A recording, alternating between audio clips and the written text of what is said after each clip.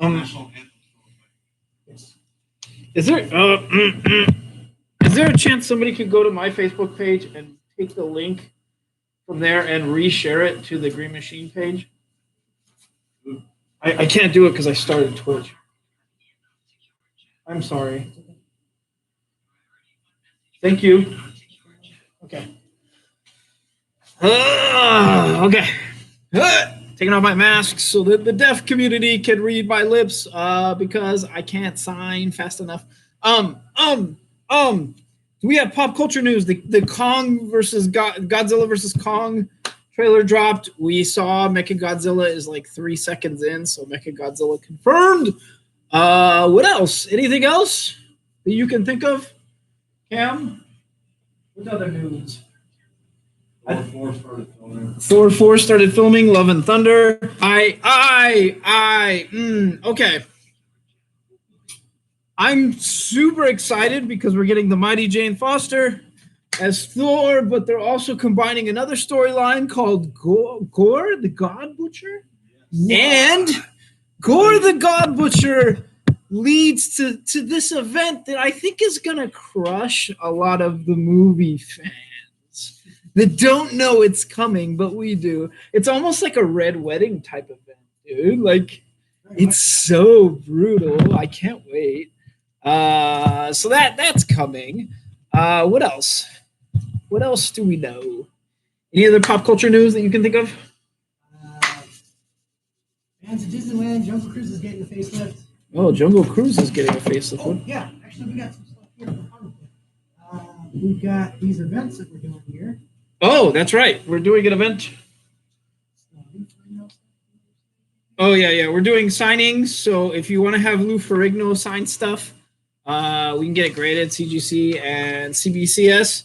Yeah. So there's that. We also have a couple other signs, right? Yeah, Linzer.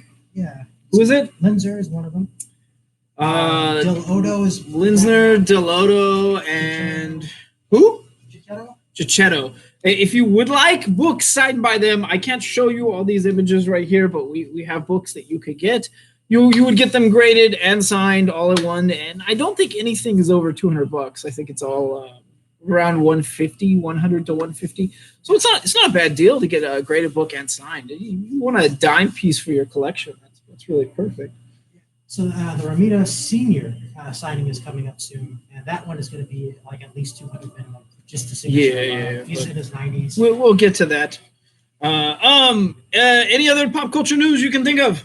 Yeah, we were just talking about a bunch of it. Most of the DC shows starting to film. Yeah. Mandalorian starts filming in April. Okay. Yeah. Okay. So a lot of stuff starting filming. Yeah. Life without Baby Yoda. Right. Life without Grogu. Grogu. Yeah, his name is Grogu now. I am super excited for a lot of things. I've been going through a lot though, and I'm just kind of reminded, and I figured we'll start the show off with this, that change is not the bad thing in life. Change is sometimes it's painful, but it's something we all got to go through. And the real enemy is stagnation, because stagnation means you aren't growing. So that's what I'm going through, and that's what I'm reflecting on, and yeah, that's how we'll be. Anything else? I wish I could raise this Twitch thing. You guys get this upward angle of my nose. I'm sorry. I can't think of anything else. Let's just jump right into it then. Let me move some stuff. Make some room here.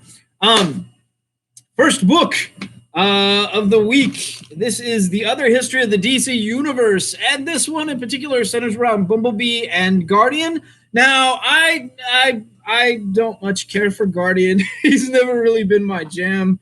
I think I vocally said that like a week or two ago, and Cam picked up on it. But as far as like Black History Month is concerned, and Black History stuff for the DC Universe, like the first one centered around it was Black Lightning, wasn't it? Yes. It was Black Lightning, and that one was amazing. This one is equally amazing. Really good dialogue, really good monologue.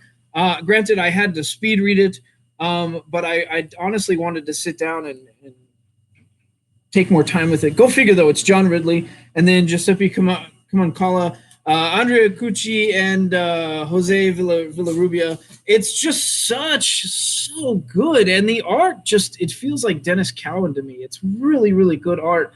So I would say don't skip this. This is all building up to, I think, February, where we're getting where it's Black History Month, and we're getting all the Black History titles and everything else. And we've seen some of those that are coming out that month, some of those variants. Kind of amazing. Marvel's got a lot of good ones. And then I think there's a Women's History Month right after that, and Jen Bartel's doing all the variants for that, so that's going to hurt me quite a bit. Because I'm going to wind up buying all of them. I'm such a big Jen Bartel fan. Next is Thomas Lewis, and this is the Future State Aquaman. Ah, man, we need to talk. This centers around Jackson Hyde. And Cam, are you ready for this? Yes. It's absurdly cool. Really cool. It centers around, Aqualass and her supposedly dying and the confluence and what that means. And meanwhile, the current Aquaman's got a bone to pick, and there's a mystery here. It was good. There was a lot of action. A great art, really good art. I love the use of colors in this issue. It was just mind blowing. There's like one scene where there's literally like a vast ocean across space, and it's gorgeous. So, anyways, amazing. Don't skip it. It was almost my pick of the week, but yeah, I think if you're an Aquaman fan, you're gonna love this. Next is Batman White Knight, and we're talking about Harley Quinn. This is Katana Collins, Sean Murphy, Matteo Scalera, and Dave Stewart. Now, this centers around Harley Quinn sort of doing the vigilante thing. Not sort of, she's totally doing the vigilante thing. And they're trying to get to the bottom of a mystery and who might have ties with it. Duke Thomas plays a good role, or center stage next to Harley in this. And I tend to love anything Duke Thomas. But this also does flash back to Napier and his time as Joker and what that means for the current Batman, who is locked up and talking to Harley while she's doing her job. So there's amazing stuff coming out of this Sean Murphy line of books. They're so good, so don't skip them. In a new age of villains, only Harley can save Gotham. God, I never thought I'd hear that statement. Next is Thompson, Adams, Fernandez, Passarin, Albert, Sinclair, and Cox. And this is, it says Suicide Squad. It's Future State Suicide Squad, but this actually centers around, the Justice Squad? Yeah, the Justice Squad, which oddly enough is controlled by Waller. And and the Superman on this team is Connor Kent. Huh? Yeah, and he looks good. Like, I like this look of him. But there are some villains who I actually love that are in this, and there are some heroes that are sort of putting on a facade, and there's a lot to this title. So I would say normally skip Suicide Squad titles, my personal opinion, because I don't like them very much. But this one was actually outstanding. I want to know where it's going, but I will tell you that most of this does not center around the Suicide Squad. It centers around the Justice Squad and what's going on, and there's a grand mystery there. The second story, though, is Black Adam, and wow. The Black Adam story was quite fun, and the ending, I gotta tell you, as a Blue Beetle fan, I'm gonna tell you that the ending was pretty damn cool. You're gonna have to read it and see. I showed Cam. Were you surprised? Yes. It was pretty strange. So don't skip this. Honestly, I'm saying it. Don't skip the Suicide Squad title. It was great. So there you go. That's a sign of the times. It is definitely the apocalypse if I'm telling you that I like the Suicide Squad. Next is Bendis, Rosmo, and Placencia, and that is Legion of Superheroes. Now, I have said in the past that there is so many moving parts with these Legion of Superhero titles that it's easy to get lost in them because there's a lot of characters that vie for your attention, and half the time you don't really know if you should invest your attention into them. Well, this one is quite different. There is a lot of characters and a lot of moving parts, but I was super intrigued by all of them. And I got to tell you that the art at times in the past has just felt like, it seems like it's the same art over and over. This one's different. I like the feel of it. I guess it's Rossmo, but the art was really good. Like there were times where I turned the page and I just had to sit back and go, wow, I'm feeling this. So yeah, really good showing. Legion of Superheroes. I absolutely recommend this issue this week. So another weird week for me. Next is Batman Black and White, issue number 2. Now, what they're doing with these is they're doing heavy on the inking and pretty wild on the story because it's a Black Label title and it's not. Well, I guess I can't say it's not technically continuity after the events of Dark Knight's Death Metal because doesn't everything count as continuity now? It does, right? Well, what I am saying is it's not main continuity, I guess. But the stories are actually really beautiful. One centers around, the death of a priest. Another one centers around Catwoman. So, you get part of Batman's love story. Another story centers around the Joker. So you get the other half of Batman's love story. But I had a really good time with this, but I am a huge fan of like pure inked comics. They are throwbacks to stuff in the 90s that I loved. So that's what you get with this. You're not going to get a lot of color in here. You're going to get a lot of black and white comics that do some fun stuff with light and shadow. So the art's great. The stories were really, really good. Granted, there's nothing long lasting in these stories, but they're still good stories. So we'll have that if you want it. Next is Tamaki Williamson Mora and Emilio Giannis and Belair. I think I pronounced everyone's name right for once. And this is Dark Detective. Now, what we know is that Batman is assumed dead by Gotham, killed by the Magistrate or one of the Magistrate's servants. The Magistrate is currently hunting anyone who is a vigilante, both hero and villain, and indiscriminately killing them or throwing them in prison. Meanwhile, Batman, while they assume he's dead, he's obviously not dead. He's on the run. And we're getting a darker, more grim Batman with not a lot of tech.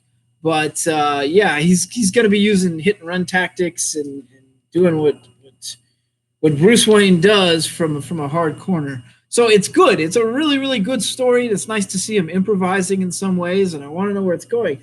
But we also get Red Hood in this issue, and Red Hood is actually working for the Magistrate, supposedly hunting hoods. Maybe that's what he's doing. We're not entirely sure, but what is confirmed is that he does have a love interest in Rose. What? Yeah. So I'm sorry if I spoiled something there, but it was kind of cool. I was weird, but it was cool. But yes, Red Hood, I like his new look. I can't say I like him working for the Magistrate, but if you know Red Hood, he tends to work undercover. So maybe that's what he's doing. We're not fully aware quite yet. And sorry if I spoiled that for you, Cam. I'm sorry. I don't know. It's all good. I'm just more shocked than you. So, again, Dark Detective, great read. Don't skip it, but keep in mind, I'm a Batman fanboy. That's one of the things. If I ever tell you to skip a Batman book, I'm probably wrong. I'm probably, I don't know, dying. I'm having something's gone wrong in my head. Tom King, Mitch Gerards, and Evan Shaner, and we're talking about Strange Adventures. Now, what do we know about this current Strange? Adam Strange may or may not have committed war crimes. Wow, Tom King has gone really deep on this, and it's being investigated by Mr. Terrific, who is one of my favorite characters in the DC universe for a lot of reasons. But he's investigating this. Meanwhile, mankind is fighting back the Picket invasion, which is every bit as brutal as imagined. In fact, I'm going to have to say, there is almost an entire, city that gets destroyed in this. It is dark, dude. The Pickets are angry. And maybe the reasons they're angry is because, Adam Strange might have been trash to them in the past. He might have actually committed war crimes. So, yeah, I'm loving this. I want to know where the twist is because, look, this is issue 8 of 12, and we know for a fact that Tom King doesn't tend to tip his hand until the last minute. So there's 4 more issues. I want to know where the twist is. So far, So good. I'm loving everything about this. But the art alone, like if you look at Mitch Gerard's art and you decide you don't want to read that book, I'm gonna have to say you don't have a soul or taste or class. I love every bit of his art. It's so good. And then I'm a huge Tom King fanboy too. I know he's very divisive, but I tend to love most of his stuff. So again, I'm telling you, pick up the Strange Adventure stuff, but don't start with this issue. Go back a couple issues. It's good. Next is Superman versus Imperious Lex. Man, there is so much good. So do you remember they started the League of Worlds? What was it called? It was like the United Worlds. It happened in Superman, but basically the United Worlds for like a UN version of worlds, like all coming together. Well, Lex Luthor has abandoned the Earth in future state. He's decided he's had enough, and he's gone and created his own planet and provided for people. And meanwhile, he's trying to get into the what is it, the League of Worlds? I don't know, Worlds of Nations, whatever it is. He's trying to get into the World UN, and he's concerned that Superman's trying to stop him. And more importantly, the Superman you get in this, it feels like Kingdom Come. Like a lot like Kingdom Come. It's very much drawn in that art style. That's what it feels like. The way he's written sort of reminds me of Kingdom Come. The way he looks, yes. He doesn't quite have that same symbol on his chest, but he definitely looks. Yeah, it's Russell Pugh and Ferraro Jr. No wonder I love this. It's Russell. It's great. It's a really, really good read. Had a great time with it. Honestly, I got to the last page and was like, man, I really want to know more. So don't skip this. It's awesome. Next is, well, I'm going to go ahead and call this. This is kind of my DC pick of the week. The art was so good. This is Batman, Superman, Future State. This is Yang, Oliver, and Prianto. Was Yang writing Batman, Superman, the last run? Who was writing that?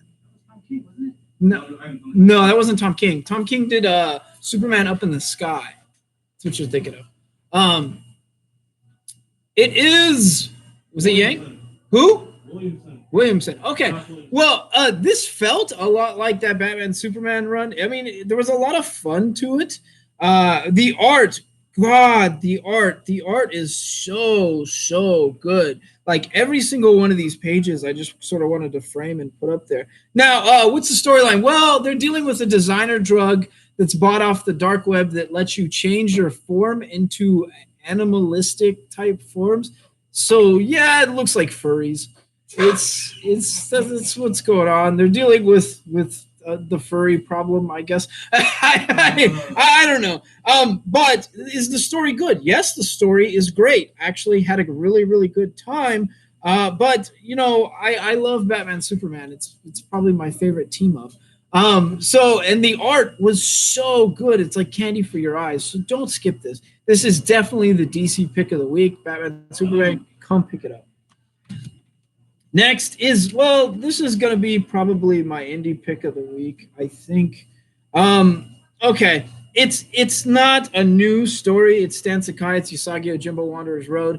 This is the very beautiful continuation of the Blind Swords Pig, who is a swordsman who USAGI went up against before, and he didn't have the heart to kill him, so he just cut off his nose, which this was a blind man that fought by a sense of smell and hearing. So this was a huge blow to him. So this picks up after he's fashioned a wooden nose, which he complains everything smells like oak, as he like travels out to try and get revenge on USAGI. And it's a really beautiful story with just an amazing ending that shows growth of character. One of my favorite stories in the USAGI universe. So don't skip it. It's nice to see it colorized. More importantly, this cover, my God, this Peach Momoko cover, that is like something I want as a tattoo. That is just the most beautiful Peach Momoko cover I've ever seen.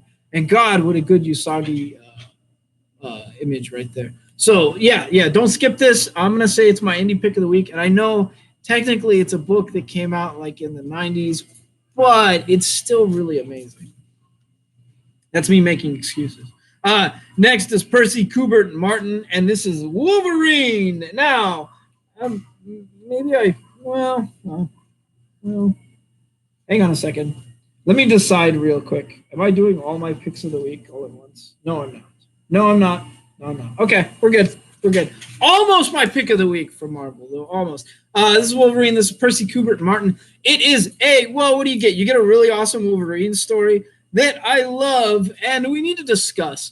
So when Batman goes undercover in the crime world, what's the name he uses? Do you remember? Oh, I know it. It's Matches Malone. Matches Malone. Thank you, sir. And doesn't he usually use an eye patch? I think he does. I don't remember. Maybe. Okay. When Wolverine goes undercover, what's the name he uses? Yeah, he just puts on an eye patch and calls himself Patch.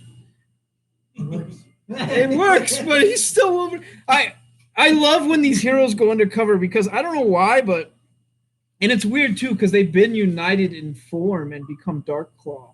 But whenever like Wolverine goes undercover or Batman goes undercover, I'm like giggling and like laughing. And, like I love those stories. Well, that's what you get in here. You get Wolverine going undercover in Madripoor to investigate who is buying mutant artifacts and maybe it might have kidnapped a mutant. One of the artifacts turns out to be Wolverine's arm. So it's really good, and the ending was actually kind of touching and very much a Wolverine type ending at the same time. The art was great. I had a really good time. I chuckled the whole way through. Honestly, it was just a good showing. So almost my pick of the week this week for Marvel is Wolverine. It was great. Next is Zub, Pizzari, and Silva, and this is Conan the Barbarian. Now, we need to talk about this because it's great. Conan has found an heirloom sword, a sword of power, a sword that glows and lets him slay people and cast souls into the sword. And it's serving a blood god.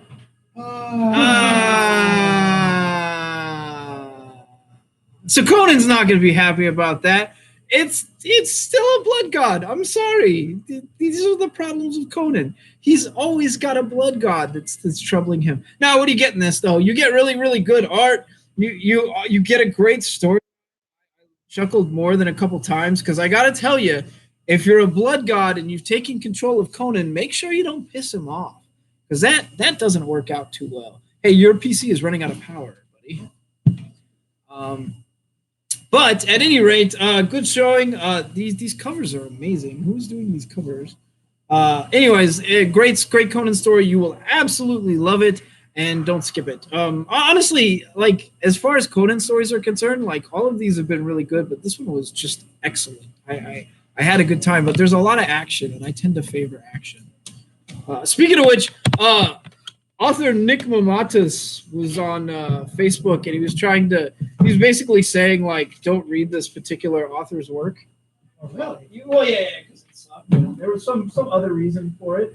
But he said, like, the way he worded it was, he said, you want your face sandblasted off? Read this book. I know you're discouraging people from reading it, but honestly, with what I like as far as action, that sounds great. Like, I want my face sandblasted off by action. That sounds amazing. Next is, this is the weirdest book of the week. Barnett, Ortiz, Herms, and Morelli. This is the South Side Serpents, one shot from Riverdale. Hey, you want to read an Archie comic where Jughead is the head of a biker gang? Yeah. You want to see people in that biker gang like literally shoot other people in the chest? Whoa, Archie's getting weird with it these days. Like, it was a wild ride. Honestly, had a good time. The art was good. The story was fun. I kept tripping over the fact that Jughead's riding around on a motorcycle with people shooting other people. Like, there's an actual good gang war in this. The Southside Serpents, though, and look at that logo. Like, this is a Jets versus Sharks type moment, is what it should feel like. Anyways, had a good time. If you need an Archie comic this week, this weird Archie comic was actually kind of entertaining. Next is Ayala and Reese, and this is New Mutants, and we need to talk about this. First of all, the storyline, it's okay. I've been following this New Mutants stuff for a while, and it sticks true to forms. If you send any of the X-Men teams, X-Men related teams into a situation, you send the New Mutants, what tends to happen, Cam? They get it done, but they usually get it done with like screwing up something monumentally. They're a young team, and they make foolish and brash decisions. And you know, this one doesn't really have that, but that's just how they are. Generally, the other team you send up that screws stuff up is the Hellions, but you only send them when you want to send a message. That's how it works. So this is kind of, it feels like it's in between events, and they're sort of dealing with stuff on Krakoa. That's not why I'd buy this book. The reason I would buy this book is the art was mind-blowing. I don't know what it was. And granted, whenever somebody does something that feels like it's got like a watercolory feel to it, crossed with like some other digital style that I can't put my finger on it, I always buy it. And this is one of those instances. The art was really, really cool. And every time I turned a page, I was just like, wow, I kind of just want to sit and stare at this for a second. So don't skip this at all for the art alone. Just pick it up and thumb through it and see if you like it. But you also get a really awesome looking cover and a decent story. Yeah, it's a little bit fillery in the sense that it feels like it's in between events, but it was still kind of fun. And I don't know, I like seeing people drink on Krakoa. It's definitely, if Krakoa would open for humans, it would be the party destination of all time. It's the mutant Ibiza, if you will. So don't skip that. Next is Zdarsky, Cicchetto. Hey, Cicchetto. Hawthorne, Benedetto, and Menyes. We can finally talk about what happened in that last Daredevil, Daredevil 25. Daredevil decided to get locked up, and the mantle has passed to Elektra. So we have Elektra as the devil in Hell's Kitchen, and it's actually really, really fun so far, and that's where this picks up. So we get her new look. Her new look is amazing. Meanwhile, Daredevil is, well, he's doing his prison time, and lo and behold, what happens? Well, you can tell from the cover, Null has attacked, and they're sort of dealing with that, and it was great. This was honestly a wild, wild ride. Had a lot of fun. The art was good. The ending was not terribly shocking, but really sort of cool. And a couple other people fell to Null, which was cool to see. So again, almost my pick of the week for Marvel, Daredevil this week. Do not skip. It was great. It's two Daredevils in a row. Two great Daredevils in a row. Next is James Patrick and Rembrew, and this is Kaiju Score. As far as I can tell, these are people trying to, I haven't read the rest of them, but it seems like people trying to pull off a heist and using the kaiju as the muscle unintentionally.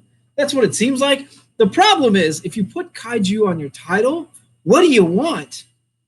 Monster fights. A lot of monster fights, right? That's what you hope for. What do we get in this? Well, not really that. A couple of scenes with the monster and a lot of dialogue with humans. And frankly, that feels a bit misleading. Now, is the art good? Yes, the art is great. Nothing to complain here. And maybe the first two issues were really, really good. But this one, not a lot of kaiju in it. So I felt like it was a bit misleading. You take your chances. Maybe you had a really good time with 1 and 2, and you know that it's going to get better in 4 or something. So come pick this up if you're on board already. If not, go back a couple issues. See if it's your taste. Next is Dugan, Walker, and Tartaglia. And of course, I'm talking about the amazing, the wonderful, the brilliant Savage Avengers. Oh, God. So much good here. So much good. Should this be my pick of the week? Let me peek. And decide if this is my pick of the week. Oh, it's so close. So close. I'm going to say it's a tie. And this is one of my Marvel picks of the week because I can't decide between this and the other one. It's a tie. So Marvel pick of the week, at least the first one, is going to be Savage Avengers. This picks up with Conan winding up in jail because he assaulted a law enforcement officer. Bunch of horse. he didn't understand that dogs could be cops. So, yeah. So he winds up in jail, and lo and behold, who's in jail with him? Well, you can tell from the cover, it's Deadpool. And, yeah, meanwhile, the King in Black attacks, and they've got to break out of prison. So it is the most brutal, gory, and funny prison breakout I may have ever read, and I would have never thought to have this work this way. And Conan is so messed up when he improvises. So don't skip it. I laughed 3, 4, maybe 5 times while reading this. Had a great time. The art is the same art you've come to know from Savage Avengers. You will not be disappointed. They reference Judge Dredd 2 or 3 times in this, which is all types of funny. They're like, stop. We don't need a lawsuit here. Just stop. And you get Deadpool be doing what Deadpool does. Weird to say, but after all the team ups that Conan has done, where I've been like, I really love this Wolverine Conan team up. I really love this Punisher Conan team up. Well, I really love this Deadpool Conan team up. He gets along with everyone. Conan is everyone's bromance bro, I guess. So don't skip it. Pick of the week right here. One of them. I'm going to do 2 for Marvel. Next is Thompson, Sandoval, Nava, and Sotomayor. And this is Deadpool. If you can't tell, this is the King in Black tie-in for Deadpool. And this actually, well, the King in Black attacks, and Deadpool is king of the monsters of Staten Island. So he's got to get all the monsters together and figure out how to save the world. I predicted this. Like, if you attack the Earth and Deadpool is king of the monsters, he's going to decide that he's got to attack you with monsters. I think everyone who's been reading Deadpool sort of saw this coming. But it was actually pretty funny. I laughed, again, 3 or 4 times. It was a really good read. I kind of feel like this writer knows the character well enough that they can tell a really funny story with him. Not bored. One of the things, I'm going to spoil a joke for you real fast. The monsters that Deadpool is tapping for Staten Island, well, he's got pictures of them up, and he's sort of picking and choosing from them. 3 of them are members of the Wu-Tang Clan, because they come from Staten Island. I loved it. I thought it was a great joke. Anyways, don't skip it. It's really fun. I got to stop saying don't skip it, but this Deadpool was really good time, and I'm glad I read it. Next this was almost my indie pick of the week. It was neck and neck with the other one, but I feel like I picked this one for indie pick of the week all the time. It's Tinian the Fourth, Simmons, and Bidikar. We're talking about Department of Truth. Now, let's just say it outright. The art for Department of Truth is friggin' mind-blowing and amazing, and every issue's been like that. It hasn't changed here. You're getting the same art. But what you're getting here is a story, and the story centers around the fact that if too many people believe in a conspiracy, the conspiracy might become true. And what's weird is that in our last couple of weeks, we've seen some weird stuff like that almost happen in the U.S. A certain insurgency or insurrection almost happened because too many people believed a conspiracy. It was gross. And well, they actually slammed that group in here. They mentioned QAnon and outright slammed them. And they're talking about the job that they're doing, where they're trying to prevent these conspiracies from becoming reality. And at one point, one of the characters in this issue does say, like, well, it's not good. You can't have people believing conspiracies and changing reality, because it's not honest, and it puts people in danger. And thank God somebody is outright addressing them and calling them out on this stuff, because that's the God's honest truth. If you invest yourself into too much weirdness like that, it's going to wind up ruining your life. And in this case, literally has. So Department of Truth is probably the most topical comic on our shelves. And I think it was unintentional. Like, they planned to write this before any of that stuff took off. So, yeah, really, really awesome read. Almost my indie pick of the week. It sort of is, but just come pick it up. It's great. Thompson, Garbett, Ortega, and Fabella. And this is Captain Marvel. More importantly, we can finally talk about it. She's facing off against Namor's son, who is part Atlantean and part Asgardian. That's the strongest combination of just about anything I've ever heard. I think the only thing worse would be if you combined a Saiyan with like a Kryptonian. Yeah. That's a pretty insane combination right here. So she's up against him, and we're dealing with stuff in the future to include Thor's daughter, who is an absolute badass. But what I'm going to tell you, I can't spoil any more of the story beyond what I'm going to tell you why you shouldn't skip this particular issue. If you know Captain Marvel, you know she has a certain form. You've seen it before. And every Captain Marvel fan tends to get itchy and excited whenever it comes into play. That alone is why you shouldn't skip this issue.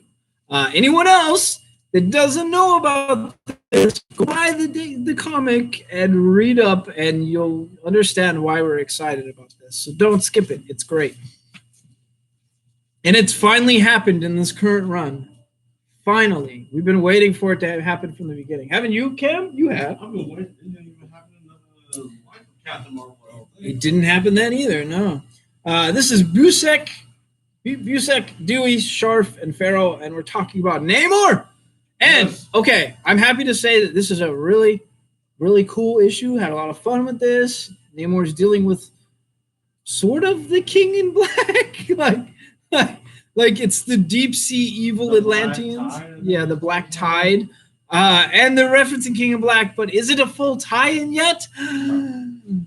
No, still isn't. They're still going over some of this origin stuff, and I want to know where it's going. It has a very sort of symbiote Spider-Man feeling that you're like, well, it's kind of there, but kind of not. But it's more exciting. But it's exciting. It's exciting, and this issue in particular was probably more exciting than the other two, so I had a good time with it. So don't skip it. But again, I have to warn everyone that when you read Namor comics, the style of art for Namor comics is a bit different from other comics on the shelf. It's kind of an old-timey style, and they always sort of do that for it. I'm not sure why that is. Do you know why that is? Any idea, Cam? They always do, though. So make sure that type of art is your jam. I had a good time with it, so I would say come pick that up. Next is Sax, Villanelli, and Prianto. And this is the Terminus Gauntlet Squadron of One Star Wars Bounty Hunters. And I hate it.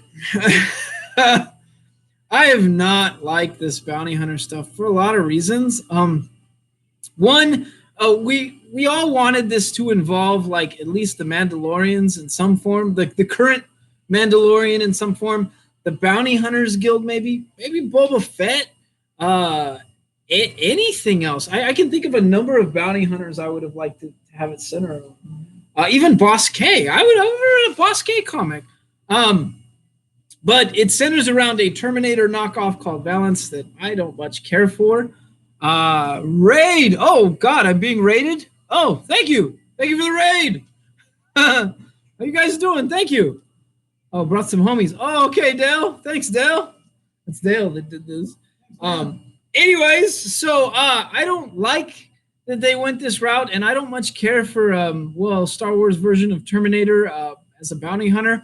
Hasn't been my jam, and at times it felt like it was sort of biting off other franchises. And they're doing it again in this issue. They literally have X-Wings fighting stuff that look like you want to tell them? What does it look like? They look like Federation vessels. It looks like Federation vessels from Star Trek. I don't know why they keep doing that with this particular brand, but I'm not digging it. But whatever, that's what you get. Is the storyline okay? It's okay. There's a flashback involving Han Solo, full stop. And there's a couple twists, but this just hasn't been my jam. Thank you for the follow. Thank you much for the follow, Matt, brother. I can't pronounce your name. BMO makes you laugh. Thank you for the follow. Thanks, BMO. Oh, these are good dudes. Okay, Dale, thanks. So, if you're a Star Wars fan, Bounty Hunters is the weakest title on our shelf, in my personal opinion. Cam, would you agree? Cam would agree. If you really desperately need another Star Wars title in your life, Bounty Hunters will be here. I can't in good conscience recommend it, though. I never have that good of a time with it. Next is Jean Luan Yang, Dike Ruan, Philip Tan, Sebastian Chang, and we're talking about ShangChi. More importantly, we're getting the wrap up for him and his sister. What happens, how it ends, how they became at odds with each other, and his sister is actually infecting people with a sort of zombie virus, kind of. There's a lot of twists and turns, and the ShangChi run has been really ridiculously fun. It's exactly what I wanted, which was like a Marvel kung fu film is what it's felt like. I've laughed multiple times through it. The art has been just amazing. There's so much good, and the wrap up for him and his sister and how they became at odds with each other and how it gets settled is really, really good. So don't skip it. This was probably my favorite of all the ShangChi issues, and it's the last one, oddly enough. So that's how you should write a comic. Any suggestion? Also, this isn't the four. Yeah. I can't really answer questions right now. Your 11-year-old loves Star Wars. Get the Star Wars Adventures High Republic. Anything with Star Wars Adventures in it is good for a kid. The latest one on the shelf is Smuggler's Run. Smuggler's Run, yeah. So get Smuggler's Run, Star Wars Adventures. That one's good too. Next is Howard Toe and Arcia Nega, and we're talking about Excalibur. Now, these Excalibur ones, in my opinion, I haven't really been a huge Excalibur fan. It's the fantasy team for the X-Men, which it seems like it's a good take, but it's been kind of weird at times. This one, though, I actually loved. The last Captain Britain, she was killed during the X of Swords event, and we haven't had that resolved. We're going to finally get that resolved, and we're going to get into a fight with people that are calling mutants what's that term, that degradatory term? Which kind? I think it is. Is that what they call them? Which kind? Yeah, it's like calling a mutant a muggle or something. But it was actually a really, really good read. Had a good time. It was fun. Jubilee's in this, and when I was a kid, Jubilee was like my favorite X-Men because I just like big, bright colors. I don't know. So, you get that in here. It's really fun.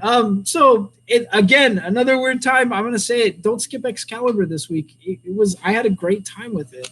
Not the strongest of the X books, I will freely admit it, but pretty fun.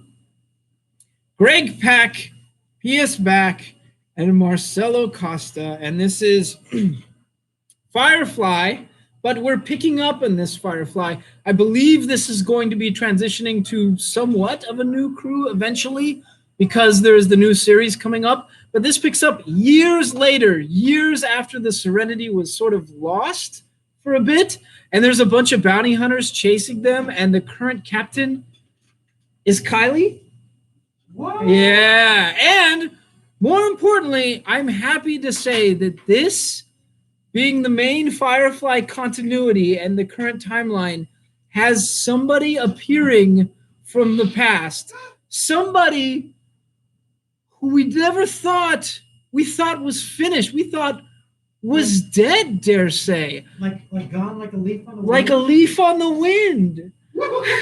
So, if you are a Firefly fan, do not skip this issue. It is the best issue. The art is amazing. They've changed the artist. I'm really digging it. I think they've changed the artist. At any rate, I'm really digging the art. The storyline's really, really good. They're changing things a bit. Things are different. And one of our favorites might be back from the dead. So don't skip this issue of Firefly. Whatever you do, absolutely don't skip it if you're a remote Browncoats fan. Okay, next. This is Scotty Young, Humberto Ramos, Edgar Delgado, and this is Strange Academy, or my second pick of the week for Marvel. I know I shouldn't do two picks, but it's hard to decide between those two issues. This one is amazing. First of all, let's talk the art. The art for all the Strange Academy stuff has been just mind-blowing to me. It's like a mix of watercolors and what's the Tattoo Magic comic on the shelf? Marked. It feels like a mix between watercolors and marked, which just works. It's very surreal at times. There are some really wicked scenes in this. This centers around Doctor Strange trying to save the Academy members. Some of them got into some trouble and they're dying. and they're trying to save them and trying to revive them. And wow, there is a lot that happens here. We do get a Brother Voodoo event where he tries to go into Dormammu's dark worlds. And yeah, Brother Voodoo, you are an absolute badass, I gotta tell you. But you're going into one of the worst places in Marvel's existence, so that's wild, man. Yeah. So it's a great issue. There are so many twists and turns. There's a lot of back and forth, a lot of wildness, a lot of action, and the ending was super touching. So don't skip it. My other pick of the week for this week for Marvel, Strange Academy. Amazing. Outstanding. I loved it. My almost other pick of the week for indie. This is Brian Herbert, Kevin J. Anderson, Dev Premanik, and Alex Guimarães. This is Dune House Atreides. Now, with this Dune House Atreides stuff, you are getting the origins of House Atreides and stuff like that, but you're also getting the origins of some of these other characters tied to the house, like Duncan Idaho, who, if you've read the Dune novels, is an absolute badass and is probably the only character in all of them, even though he's sort of been revived and put in different forms. Now, when the Dune movie was announced, I remember saying, like, who is Jason Momoa playing? If Jason Momoa isn't playing Fedaykin, who are the most badass of Fremen, I'm going to riot. And somebody said, oh, he's playing Duncan Idaho. And I was like, oh, no, that's cool. I'm cool with that because Duncan Idaho is a total badass for House Atreides. So, yeah, I'm okay with that. You get some of Duncan Idaho's story in this. You get the other houses and what they're doing and what's going on. There is so much lore. And this issue in particular, the other issues were at times a little confusing as they jump between houses. This one made perfect sense. And the art is just, it's to die for. I've loved everything about this art. So if you are a Dune fan, do not skip this. You get so much good in this. And if you're getting ready for the movies, you probably should be reading this. But you also probably should be reading most of the stories, too. Let's see. Last book of the week. Oh, man. It's weird that a Hickman book came out this week, and it's not my pick of the week. Hickman, Booth, Carano, and Cho, and we're talking about XMen. And wow. Okay, so the art, I'm going to say the art felt a little weird at times, and I'm not sure what it was. It felt like X-Men art, but at times it felt like a bit too Liefeldy for my taste. Oh, That's what I'm gonna say. It's weird. It's a weird type of grit, which does fit X-Men quite well, but I don't know what it was. Like there were times where I was something felt off. I'm gonna let you look at it, Cam, and decide. The cover is amazing, though. Let's all like marvel in the fact that is an amazing cover with Storm. You get a lot of fun. Like there's a really, really good story here, but of course it's Hickman. It's gonna be good. It centers around the Shi'ar, which everything mutants always tends to go back to it, as Cam said, which is can we just call them space mutants? Pretty much. I mean, they're pretty much space mutants. They've got to step in and help some of the Shi'ar Empire. Meanwhile, you get Cyclops and Storm taking somebody out at one point and saying, like, who got him? Was it me or you? And they're like, I don't know. It's kind of hard to tell with us. And it makes sense with two of those characters because they're probably the fastest off the line, wouldn't you say? Who's faster than Storm and Cyclops at handing out punishment? You got me beat. I think Wolverine would be faster if he wasn't like a scrapper and up close. Right? But I'm going to say... He's talking like long distance, you can just shoot it out and not worry about like moving that much. Obviously, speedsters might have you beat in that aspect, but not by much. Minus speedsters, it's definitely Storm. Yeah, it's definitely Storm. So anyways, that was a really funny event in this, and there's just a lot of good here. There's some good action. There's a character here that I really don't recognize, and I was trying to make sense of. That comes out in different versions of clones, and even Cam was like, I don't know, is that Maddox? And I was like, that's not Multiple Man. We've never seen him do that. Speaking of which, where the hell is Jamie Maddox, dude? Have we seen him? We haven't seen him in like any of the X-Men titles, and I'm sorry, but Multiple Man is one of my favorites because of how just over the top annoying he is. He's just hysterical. Right. We haven't seen him in a long time, and it's driving me nuts. Anyways, so it's a great read, even if I at times, I can't identify all the mutants. It's like a mutant soap opera at times. Sometimes there's just too many, and even I have to throw in the towels. That's what happens here. There's a character I don't recognize. Somebody should fill me in as to who it was. But it was a really, really good read. I had a good time. And if you're an X-Men fan, you're not going to be disappointed because Hickman's name is on it. If your book says Claremont or Hickman, you pretty much it's a good book. So, yeah, come get it. That's our show for this week. Do we have anything else to add? Pick up your books. Join us on Twitch for gaming and also Facebook. Follow us on Twitch. And, well, I'm going to be linking the Twitch stuff to Facebook. I don't know if I'm converting fully to Facebook. I seem to like Twitch better. I tried. Didn't quite work. But follow us on Twitch. That's our show for this week. We'll see you next week. God, we don't have to do 2 shows anymore. It's wild. Take care, guys. We get to go home now. Sort of. Gotta end one more stream. Stream ending now. Hi, Alex. Oh, I'm sorry. Which number in ShangChi? I think it's 5, right? It's ShangChi 5.